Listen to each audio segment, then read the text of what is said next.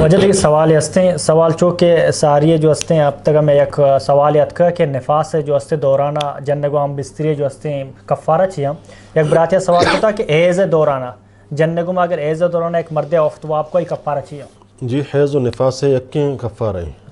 حیض و نفاس دوین ان تو کا جن آدم کے را روک جائز نہیں ہم بستری کنک جائز نہیں.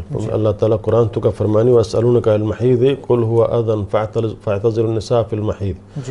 شمارا پیغمبر ترہ سوال کنک بھی حیض بارہا جنینا تو بگوش یک تکلیفی ہے تو اے دوران آیا جنین کرا مرو یعنی گمائی ہم بستری مکان البتہ چو یکیں جاگہ وف سے سمجھے نا دیگے ہما لیب و لبائی وغیرہ جائز ہے. باقی ایک ہم بستری جند کنگ اے جائز نہیں چاہے حیض بھی یا نفاس بھی دوین تو کا سمجھے نا. اور اگر یک کوت تو آئیا سمجھے نا ہما کفارہ دیے گئے یک دیناری یا نصف دینار.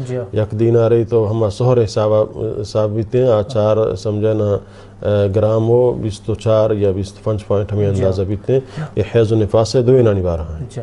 وجہ اسی بھی ہمیں کہ ایز شروع وقتہ جو ہستے وقت آپ کو یا آخری وقتہ ہمیں تک نیم تو اذا احمد حمر رحمۃ اللہ علیہ قول ہستے دینار و نصف دینار آوشی اگر حیض شروعات شتے تو دینار دیے گی. اگر حیض آخری پیریڈ شتے وہ نصف دینار دیے گی.